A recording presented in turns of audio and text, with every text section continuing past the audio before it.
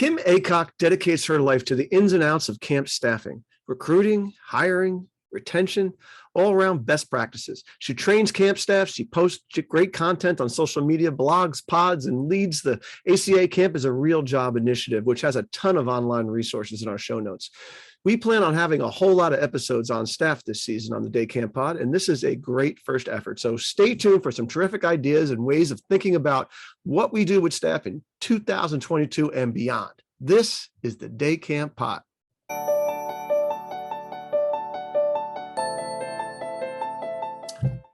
Welcome back, everybody, to the Day Camp Podcast, the virtual home for all things day camp and more.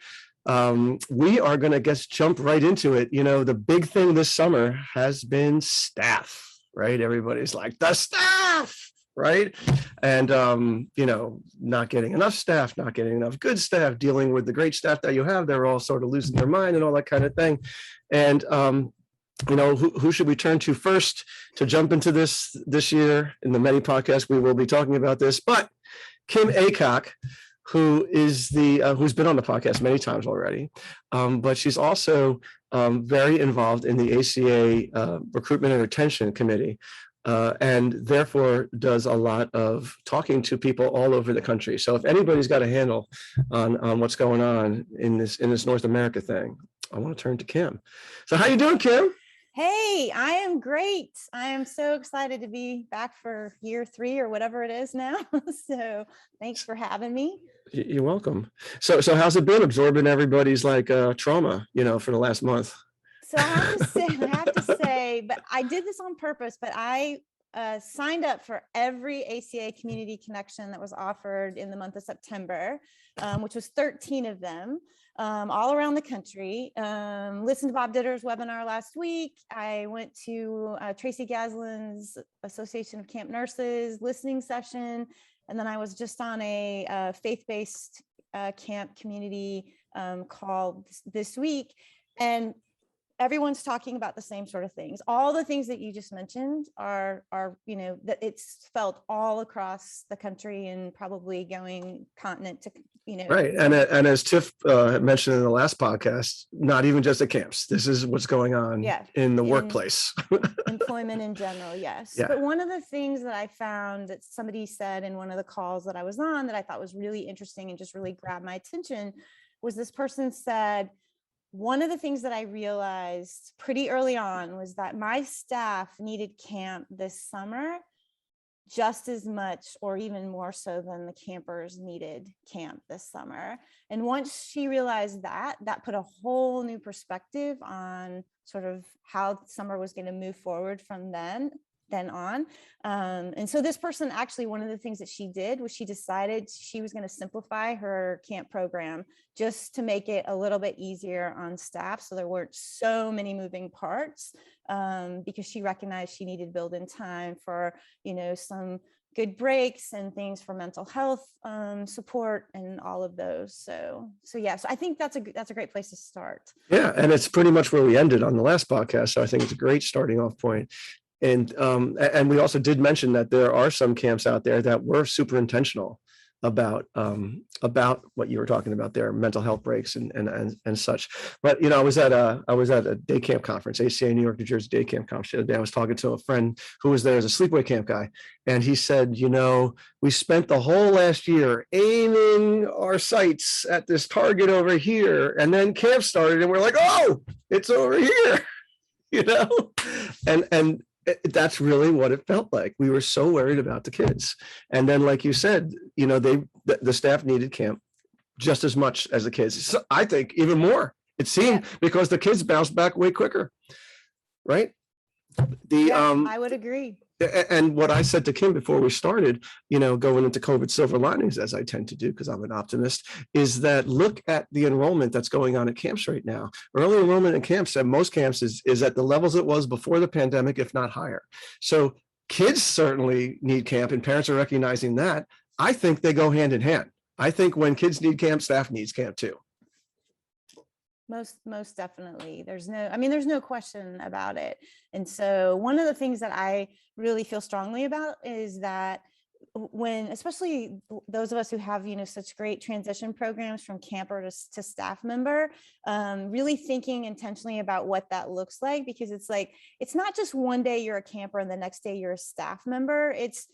We still care about their development. We still care about, who they are and who they're becoming. And so I think we need to really think about what that transition looks like, so that it's not such a like flick a light switch on or off. Oh, I'm a camper. Oh, now I'm a staff member. But how can we continue their development, their support, their nurturing as they become, but also give them the tools so that they can do this job that we're asking them to do.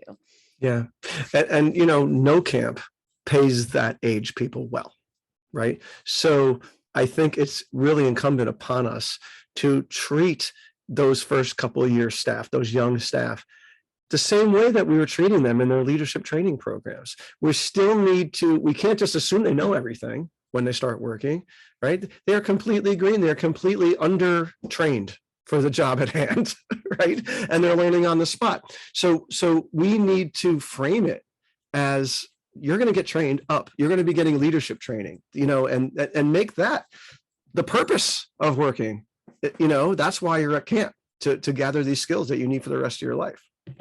And they've also they're the most, the staff members who are the closest to the camper experience. So they really know, like, they've been in all the activities they've been in, they've had different counselors, they've done all of the special events and all those programs many, many times. And so I think sometimes we forget that they have some really great insight that we can pull on to help us, sort of move, make them feel like they are valuable, and that they have some great contributions to make to the camp community. Certainly. So in your notes you sent over, Kim, you mentioned the baggage claim experience, which I thought was an interesting metaphor. Can you talk about that? Because I think it's cute and relevant. Yeah, so that's interesting. So because I've flown a little bit this summer, and you go to the baggage claim, and you're waiting for your bag, and you're waiting for your bag, and you start getting more nervous because where is this bag? And then your mind starts going in circles, like, okay, well, if my bag doesn't show up, how am I going to pull off whatever training I'm going to do? Do I have to wear the same clothes? All of those kinds of things. And so you get this sense of anxiety. Well, to me, that's kind of how summer 2021 started off, is that we were all collectively sort of standing by the baggage claim, waiting for that loud buzzer to go off that says your bags are coming out the little flappy thing. And so summer started. And then, but we're also very anxious because we're looking to see, are our staff going to show up? Are we going to have enough staff? And so it's again, just sort of plays into that whole idea of, waiting and waiting and waiting. And then am I going to have to, go to customer service? What am I going to do? And then realizing that your bag did go in a different direction. And so that's kind of the thing that you were referring to earlier about how you set your sights, like you were setting your sights over here, and now we are setting our sights over somewhere else. And so I feel like that collective sort of anxiety, we got so hyper-focused on the campers and the COVID turnarounds and all of those things that we really, and this is understandable. I mean, I get it, we get it, but we had a really hard time really spending that energy and focus on our staff and our culture, which is our camp culture, because of that reason. Yep, we were certainly, well, and we were overwhelmed. I mean, the heat, the this, the that, it was all that too. Yeah. So I want to just jump into something different for a second, just to touch on it, because you talk to so many people and you've heard so many conversations. Some of these best practices in recognizing that your staff was overwhelmed and under pressure and emotionally fragile and all that kind of stuff, right? I haven't heard too many from the day camp end of things. I heard a couple of sleepaway camps I spoke to who purposely put more break periods in their day, who found like a bed and breakfast down the street and had them go there on their days off. Have you heard any other kind of sort of thoughtful things that that our listeners can integrate, recognizing that next year will probably be better, but it's probably also going to be similar in some ways also. Sure. So when I was listening to these different community connections, I was always listening for the people who did have those out of the box kind of things. And a couple people mentioned, one person said that they had their staff work no more, and this was a day camp, their staff worked no more than 6 hours on any given day. Granted, they had to hire more staff, but this person said, I had almost zero staff burnout by the middle of the summer. We were still going strong because we were only putting in 6-hour days versus 8, 10, 12, or whatever that high number ends up being. And she said what it did was it allowed for them to have, to get away, to take those classes that they might need to take, get their doctor's appointments or whatever things might come up. And she said it was phenomenal. She's like, I will do this again next year. No questions asked. Wow. Yeah. That's interesting. You've got a lot of other great ideas. We're going to definitely touch on them that you found here. But that is something that brought up at this day camp conference by a couple of camp directors. They said, maybe we just need to ask less of our staff, right? And my response, my knee-jerk reaction was, well, in 2020 and the 80 years before that, they seemed okay with it. So does that mean that like we've hit a breaking point and now we need to ask less of them? Like it's just, it seems logical. And I understand that they had a great time only working 6 hours instead of 8 hours. I get that. But I question if this was just like the apex of the insanity. And if, 2 years from now, it will go back to the same. Now I am not a big go back to the same guy. When things go crazy, I always think it's the past is done and we're on to a new thing. But I just wonder if we should sort of temper our decision making like that, because for that camp that you talked about, it's going to a 6-hour workday. Like once they do that, it's going to be hard to change that again. Well, and one of the things I'm hearing, Andy, though, is that we do have to sort of rethink how we've been doing. Like maybe the staffing model that we think has worked for so many years and we sort of fall back onto because that's all we know. And so we go back to those things that that it's tradition. We've been doing it this way. Maybe if we really take a look at it, maybe it really hasn't been working. And as the staffing thing has been coming up. It didn't just pop up this past year. It's been starting. That's why Project Real's job started 4 years ago. That's why it's now a staff recruitment and retention committee, because we realize that this whole idea of staffing is not going to just go away anytime soon, that we really need to put some serious thought to it. So I would like to think that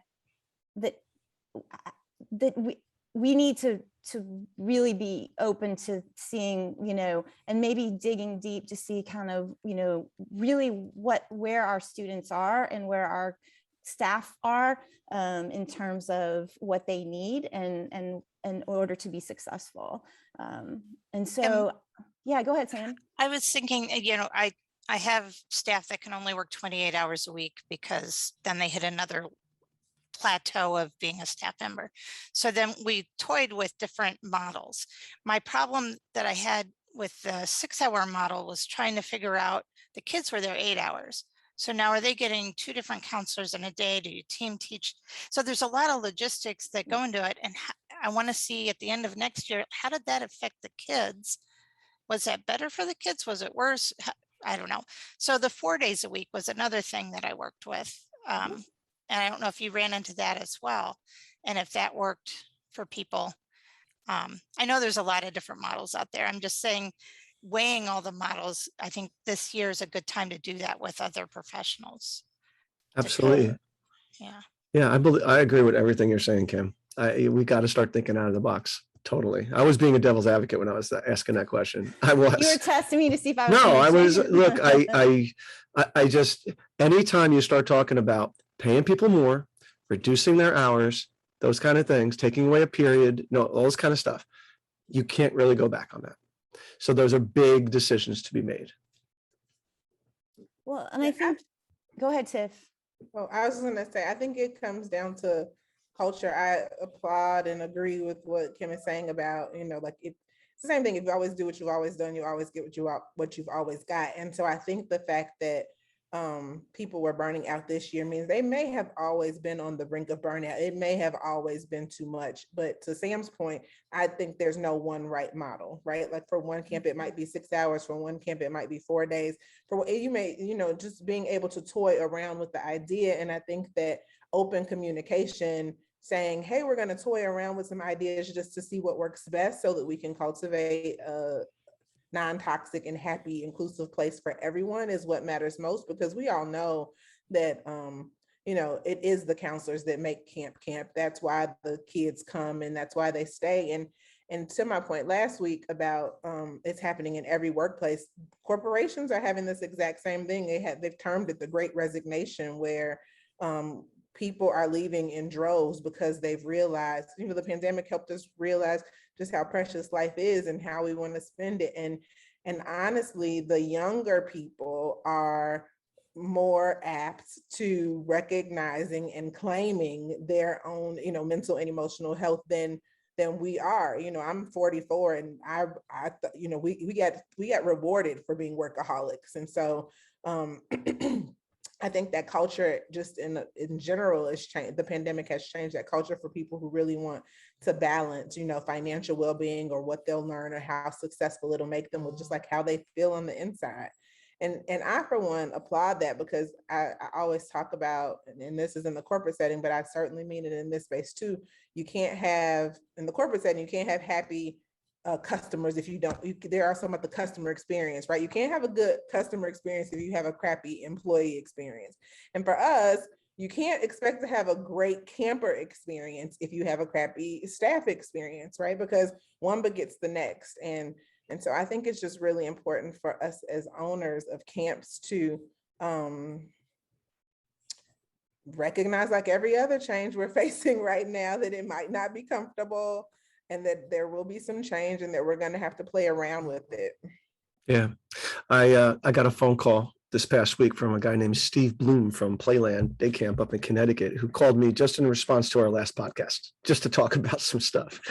And he was like, I guess I'm going to have to pay everybody more, like it could be a $20,000, $30,000 budget hit, and and he's like, how am I going to do that kind of thing? Because what I tell my camp families all the time is I can't raise my tuitions at the same level as my expenses are going up. The expenses are going up way faster. That's just the way it is with the cost of everything, and especially staff. And I said, we talked a while about what can we do programmatically to remove some of the expensive things we do programmatically so that we can pay our staff more, because that is just a priority. I mean, part of the committee that Kim's on is recruitment. And one of the biggest reasons that people don't take camp jobs is because they don't pay well at entry-level positions. And that's a thing. Like, you want to get talent, you got to pay for it, plain and simple. And I really fear for the nonprofit camps, as minimum wage goes up to $15 an hour, and a kid can make $15 an hour working at Burger King. Are they going to take $3 an hour to work at that camp? Well, and I think you hit on something. I mean, I think if you think about your program and where you can get your most bang for your buck, right? We've said this before, and I wish, I don't know who to quote, to attribute this quote to, but the idea that with the right staff, you can have camp in a parking lot. It's not about the bell. Well, I'm quoting you. It's not about all the bells and whistles, right? And that one camp they said, we realized we needed to go back to something more simple. And so what can we do to sort of go back to those things that are just, they're fun because of the people who are running them, who are making them exciting. And so then you can find some ways to have more money so that you can invest in your staff. And it may not may not also just be the salary. It may be some other things that you invest in for their well-being as well. Part of sort of their, employee value proposition, like what are they going to get out of this experience for all the work that they're going to put into it. Right. No doubt about it. Before we go on, I just want to mention when you're doing a lost camper drill, or when you need to get it going at your camp, to assemble everybody on the blacktop, on the parking lot, or on the big field, wherever you do it. A lot of camps that don't have PA systems, one way to do it is through CRSs. They have an alert system, which is super cool. I got one for my camp where it's on top of a pavilion in the middle of things, and it's got horns on 4 sides. And I have a setting like literally 5 feet from me right now in my office that I could just flick this little thing. And I got 4 different sounds. So one of them, it sounds like a siren. That's the everybody, gather in one place. And then I got one that's the completely opposite. It sounds like an alarm system having a seizure. And that would be the run for the hills alarm sound. Like, do not do the opposite of gathering together, like run away. And anyway, it's a relatively affordable system. I do not have a PA system. Having a PA system throughout a 60-acre camp would be way expensive, and I just can't afford it at this point. But this thing is affordable, so I do endorse it. It's from CRS, Commercial Recreation Specialists, the fine purveyors of all kinds of cool recreation solutions to keep your camp going strong. Check out their website at crs4rec.com, because CRS is serious about fun. All right, back to the staff grind. You talked about some of the perks. All right, go ahead, Tiff. I'm sorry. I was just gonna say, before we get too far, Kim had mentioned something about, or you had asked Kim about out of the box things that she saw at camps. One thing that I read just recently was camps that hosted their staff meeting. Well, they had water and they had canoes, and they hosted their staff meetings like on the water.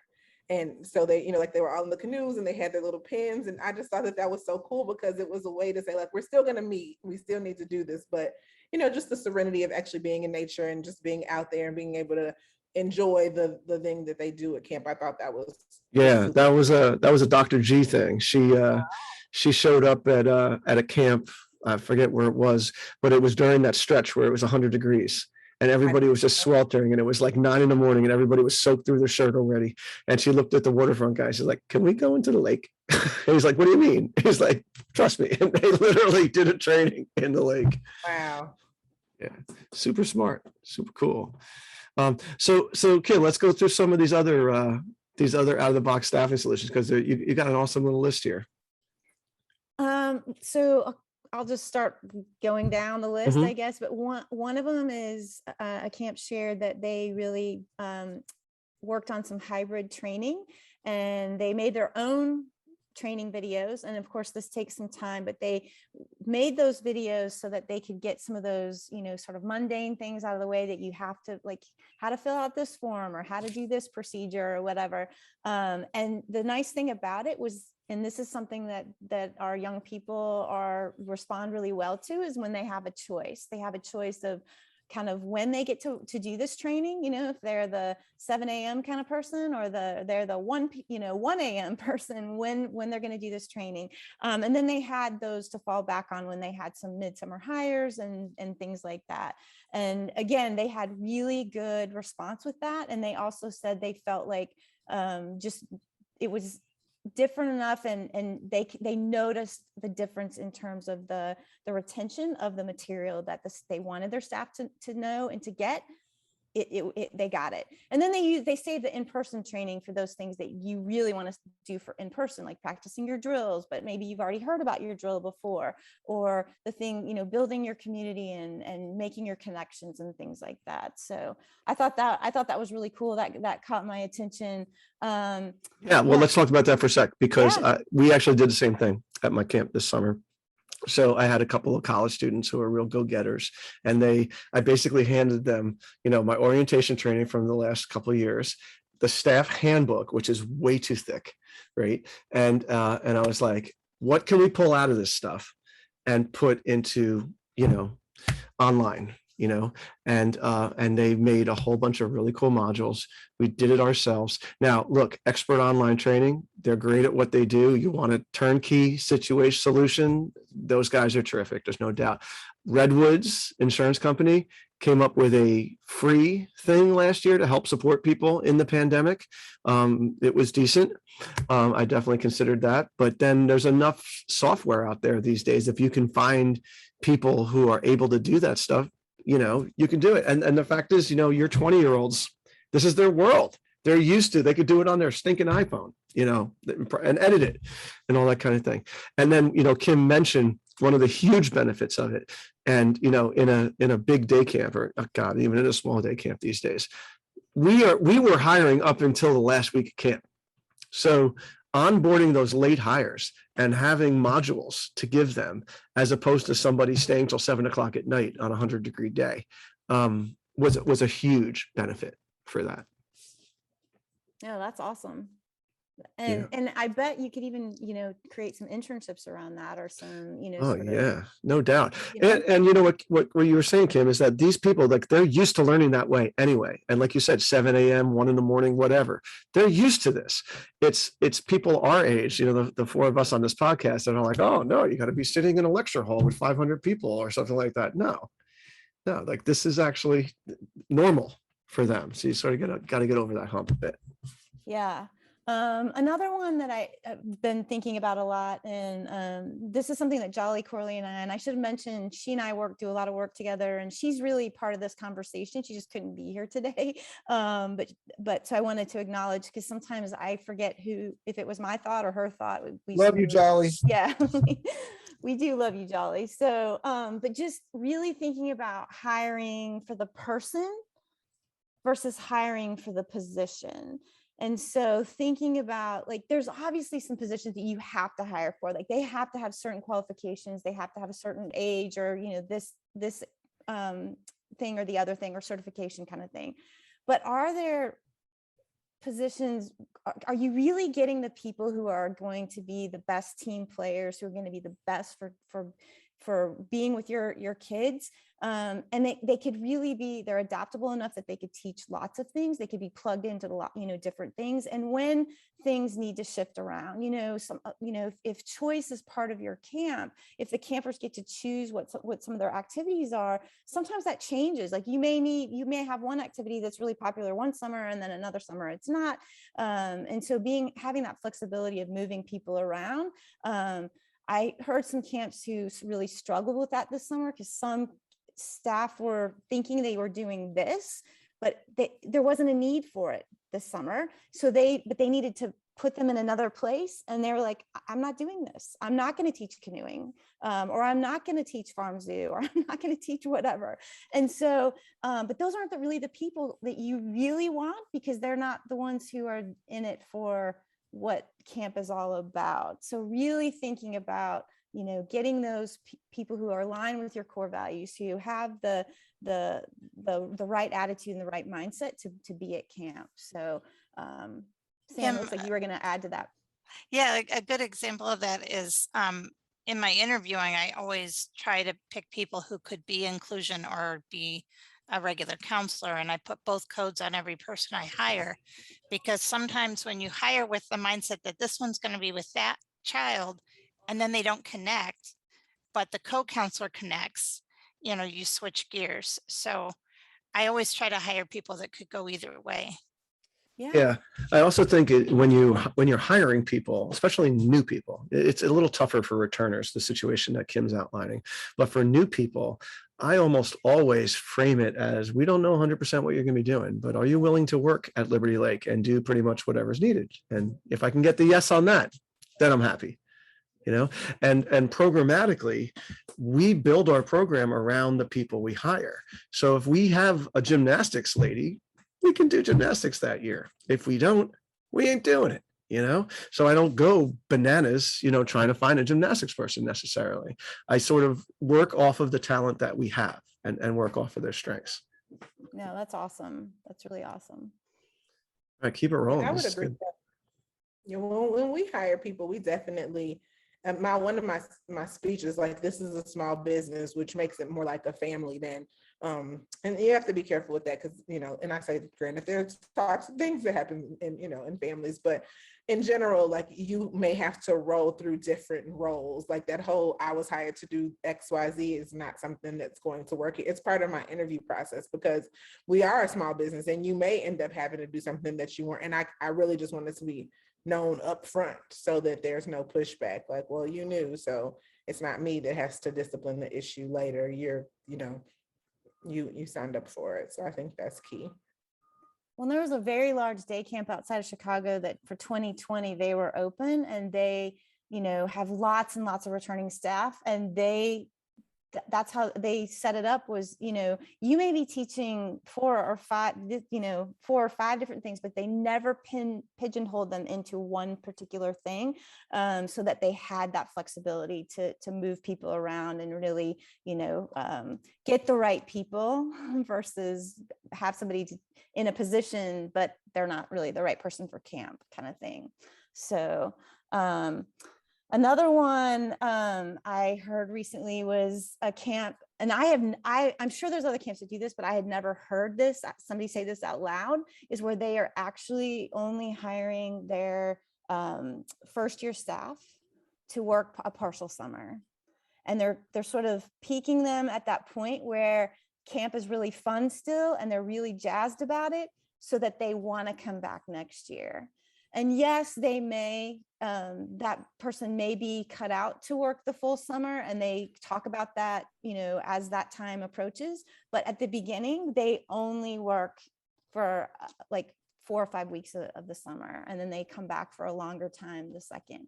So I thought that was an interesting, just another way to kind of get your toes wet but not burn somebody out in that first year and turn them. Well, that's really interesting. I think most camps needed that new person to work 2 jobs though, but yeah, last summer was tough.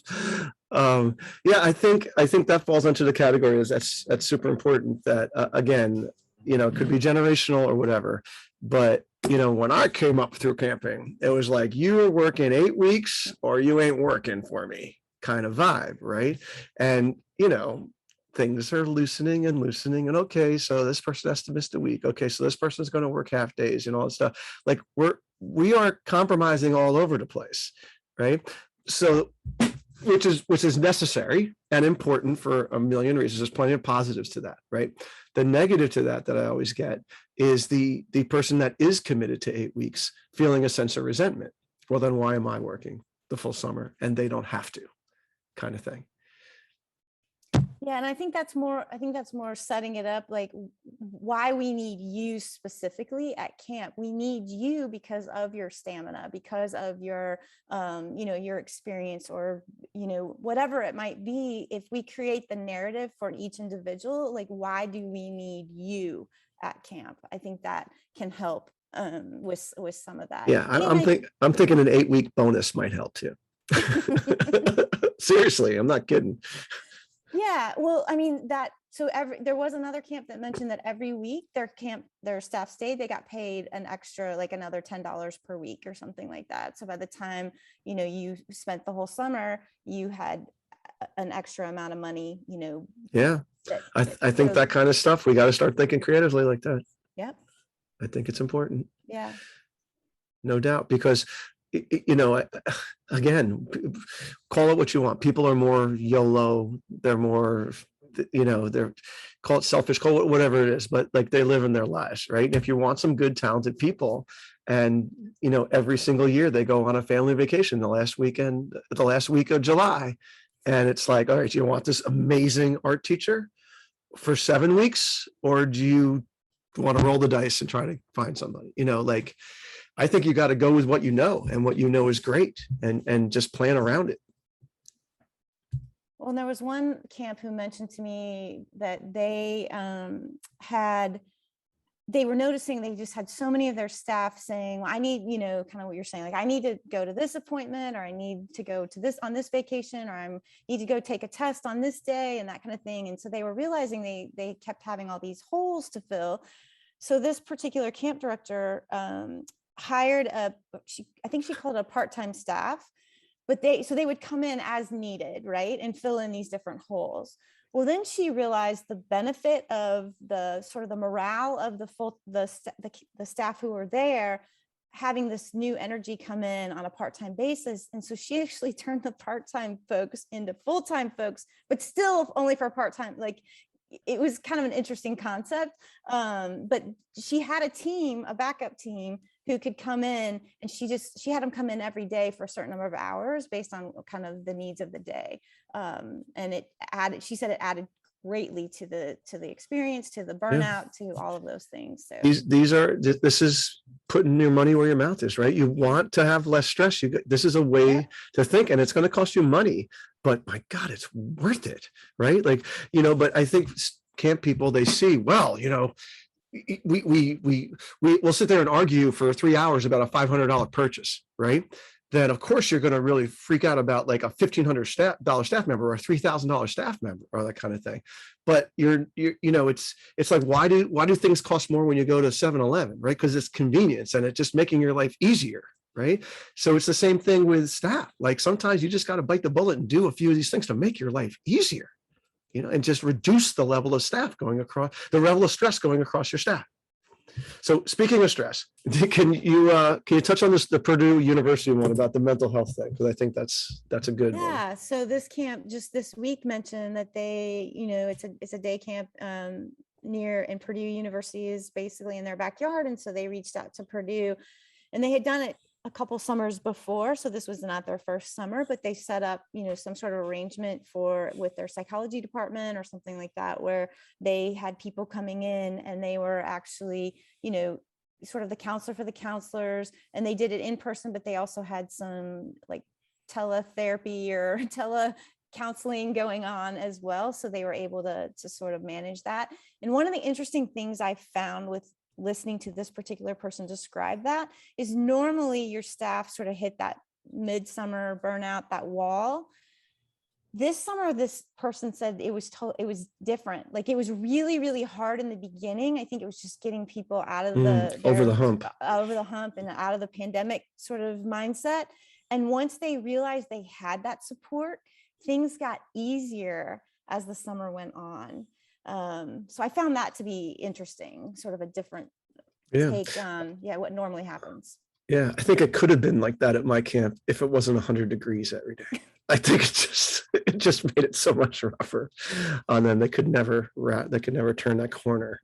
They were really stressed at the beginning, and they stayed really stressed throughout. Speaking of stress, got to plug another one of our sponsors. Kim, you've worked at camps a long time in your life. Did you ever do programming? Did you ever have to sit there with like the thing and plug in all those things? And how many times are the fourth grade girls going to have basketball and all that kind of thing? I was visiting North Shore Day Camp at the Day Camp Conference, and that's where I started off as a full-time camp person in like 96, 97. And my first year there was as hard as last summer. It was equally as hard. And one of the reasons was programming, because we were doing it all with our hands, with pencils and paper on big giant pieces of paper and all that kind of thing. And it was brutal. So there is a software out there now called Camptivities, right, run by our friend Ryan Rosen, who is a day camp guy himself, so he gets it. And it's a really, really super product that you guys should all check out. Have you heard of this Camptivities thing, Kim? It's I have, because I listened to your podcast. So yes. Oh, cool. Yeah, so it's pretty cool. It's state of the arts. Scheduling is the backbone of every camper experience, right? And then and switching it around. There's even a way to flick it into like a rainy day mode, and then you can go into a rainy day schedule and have it all printed out and ready to go if you work on it beforehand. So anyway, check it out, everybody. Camptivities.com. It's out there. It's great, and thank you for supporting us. All right, so going back to the world here, we're trying to keep things around 45 minutes. So you know what that means, Kim. We have to do 22 more podcasts with you to get through your list. So, I just have a question. So a lot of staff had a very hard summer last summer, right? Very hard summer last summer. So you talk about retention, right? The biggest way to do good retention is to keep the staff that you have working for you who are really good, right? So if you were a camp director this summer, putting you on the spot, I know we could always edit this out if it stinks, don't worry, Kim. But you're reaching out to your staff right now. You're sending them an email, whatever. And how do you frame, like last summer was so stinking hard, right? Yet it was cathartic, right? In many levels too. How do you frame it? Like come back next year and go through this thing again for these folks. Well, I think you say, yes, it was really, really hard and you did it. You made it. So that's the resilience. That's the grit that we talk about all the time. That's why staff members need camp, just as much, if not more than campers do. And so I would be inclined to, get some staff together now when I think now we're sort of entering that sweet spot where camp is far enough away, like we've had put some time and space in between so we can have some good reflection on it, and it's not sort of that knee-jerk reaction to what just happened. Like the day that you sent me the email, the last day of camp, you said, I am toast, I need to decompress. Right? So I think people have had time to decompress. You're probably not toast anymore, and you can put some perspective on it. So why not get some staff together and have some focus groups and talk about this stuff? Like, yes, this was really, really hard, and this is what we learned from it. This is what can we do to move forward? What were some things that maybe we can make better? And then you can start, and that's going to help empower your staff. It's going to give them some buy-in, and start giving them some opportunities to be some leaders moving for the next summer. Yeah, no, that's a great idea. So, just to want to make sure that you all know that Kim does staff training, and she does meet with staff throughout the year and before the camp season and during the camp season. And she's out there with a ton of camp spirit and a ton of camp experience. And like she said, she was even hopping on airplanes to do it. So I want to make sure I plug that aspect of what you do. And where can they find information on you and that kind of thing, your camp consulting work? Just my name, KimAycock.com. And so if you need some Kimspiration, yeah, that's what I call. Well, then follow her on Instagram, and you can get a little dose of it. That's right. Her cheery, positive attitude and great smile. And also tell us about what's going on with the ACA committee and all that, and the blogs and such. So I want to, because this summer has been the summer that it was, there's some relief. Like there's a lifeline out there that can help you sort of get back into the saddle, so to speak, for thinking about summer 2022 and beyond that.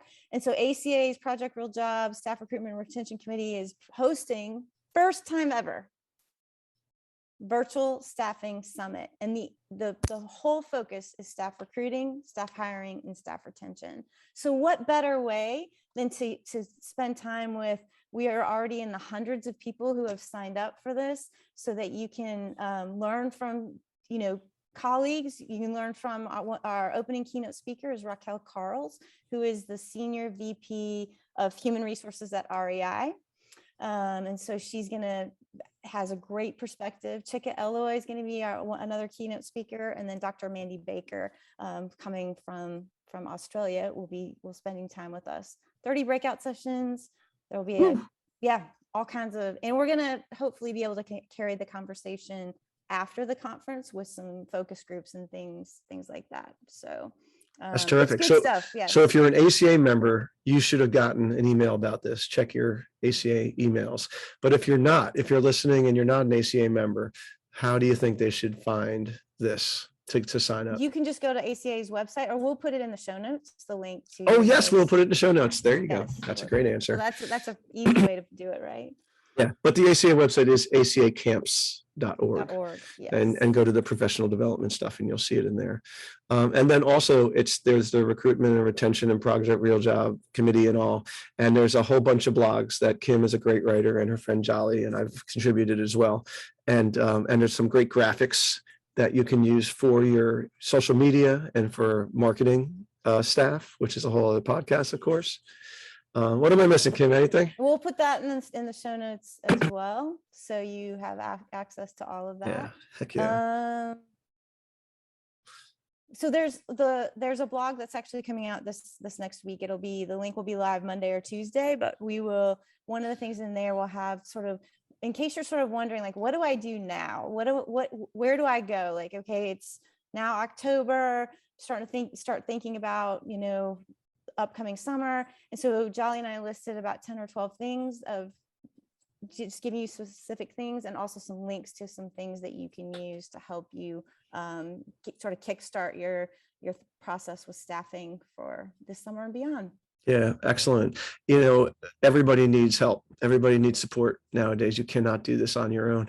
We are not HR professionals here. This is just one aspect of a lot of things that we have to be good at, and proficient at as camp professionals. So the more resources that we can get, and the more support we can get from our friends who can find these resources from it, God bless. So thank you, Kim, for everything you do in helping elevate our profession. Really My pleasure. it. Thanks for having me. Thank you, Tiff. Thank you, Sam. Thank you, Kim. All right. So, and thank you, Matt Hansberger and his crew of interns that edit this thing up. And if you like what you hear, you should subscribe to the Day Camp Pod on your favorite podcast platform. So check out the show notes for all the stuff that Kim was talking about. All right. And for the other episodes of the Day Camp Podcast, and at daycamppodcast.com, and contact information for myself and for my wonderful co-hosts, Sam and Tiff. We'll see you really soon with another episode of the Day Camp Pod.